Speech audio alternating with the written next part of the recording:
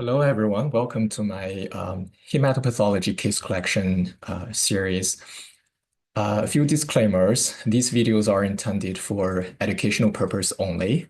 The clinical scenarios depicted are fictional and do not involve protected health information. And I have no conflicts of interest to disclose. Okay, let's start with our case one.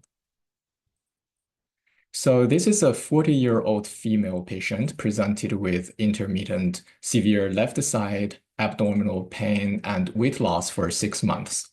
On imaging, there is a 10 by 8 centimeter hypervascular mass that looks like an adrenal tumor on the left side. Core needle biopsy shows bland spindle cell proliferation without evidence of malignancy. The patient proceeded with surgery to remove the mass. Grossly, the adrenal gland is normal, and the mass is within the periadrenal fat with focal hemorrhage. So here is a representative H&E slide of the excisional biopsy. On low power, we can appreciate two components of the lesion, some small lymphoid follicles and abundant interfollicular stroma. On high power, the follicles have a regressed germinal center surrounded by concentric mantle zone lymphocytes giving an onion skin appearance, and there are hyalinized small vessels penetrating germinal centers. The interfollicular component shows abundant spindled fibrous stroma with bland vascular proliferation. There are essentially no plasma cells in the stroma. The morphology is suggestive of a Hyaline vascular Castleman disease, but with such a significant stroma, follicular dendritic cell sarcoma, FDCS, is on the differential. FDCS is a rare mesenchymal neoplasm arising either de novo or in the context of FDC proliferation in Hyaline vascular Castleman disease. Immunohistochemistry showing expression of at least two FDC markers is essential for the diagnosis of FDCS, such as CD21, CD23, and CD35. And in our case, we can appreciate that the FDCs in the follicles are positive as an internal control. However, the stromal spindle cells are negative. The stromal spindle cells are also negative for additional FDC markers, including clustering and CLCX13. Collectively, the morphologic and phenotypic features, including lack of cytological TPA and mitotic activity, and negative FDC markers in the stroma, those collectively do not support FDCS.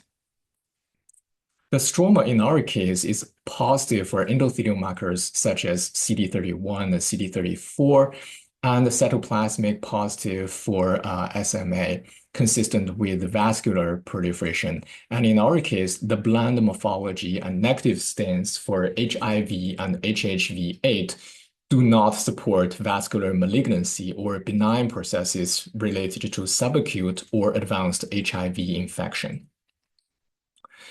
And retrospectively, we found scattered TDT positive cells consistent with T lymphoblasts. These are appreciated on H&E on high power, although they could be easily missed on the initial review. The proposed diagnosis is Hyaline vascular Castleman disease, stromal-rich variant with indolent T lymphoblastic proliferation. And in this video, I will discuss the morphological spectrum of Hyaline vascular Castleman disease and the differential diagnosis of iTdT positive proliferation. The classic Hyaline vascular Castleman disease morphology includes an increased number of follicles with small regressed germinal centers and sometimes twinning of germinal centers, wide mantle zone lymphocytes arranged in concentric layers, and penetrating hyalinized small vessels. Hyaline vascular Castleman disease can also show significant interfollicular proliferation of stromal cells, such as endothelial cells and follicular dendritic cells. And variation in the proportions of the follicular and interfollicular components results in a wide spectrum of morphology, ranging from follicular predominant to stromal-rich appearance. And limited core needle biopsy can introduce the risk of sampling one or the other component, leading to diagnostic pitfalls. The other point is iTdT positive proliferation. It is a non-clonal, non-neoplastic population of immature T lymphoid cells proliferating in an extrathymic location. There are three patterns of iTdT positive proliferation described in the literature. Here on the right panel are two of them. Both cases are Hyaline vascular Castleman disease.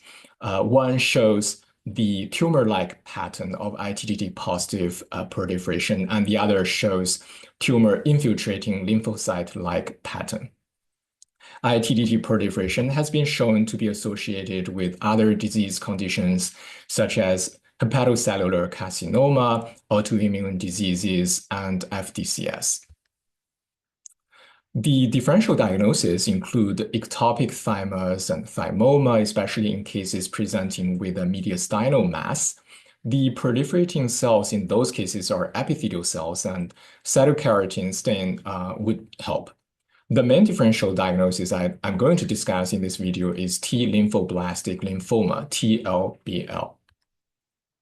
In iTdT positive proliferation, we would see T lymphoblasts in various normal maturation stages, while in TLBL, the precursor T cells are stuck or frozen in differentiation. TLBL may have aberrant expression of CD34, CD33, CD79A, and LMO2. However, iTdT positive proliferation typically shows negative stains. Almost all TLBL cases have clonal TCR gene rearrangement, and about 1/5 of the cases have clonal IgH rearrangement. About 2/3 of them have abnormal and often complex karyotypes. TLBL can also have specific molecular signatures. In contrast, iTdT positive proliferation does not have TCR gene rearrangement and no definitive chromosomal or molecular abnormalities. And clinically, iTdT positive proliferation is indolent, while TLBL progresses rapidly and often with bone marrow involvement. Talking back to our patient, this patient shows a good response to surgery and no systemic treatment was given. In summary, the stromal-rich variant of Hyaline vascular Castleman disease is more rare and even harder to recognize compared with the more common follicular-rich variant. Its varied cell composition in the stroma renders a broad differential diagnosis such as FDCS and vascular neoplasms. Awareness of the morphological spectrum and the limitations in core needle biopsy is crucial to avoid diagnostic pitfalls. Last but not least, iTdT positive proliferation is not uncommon in Castleman disease.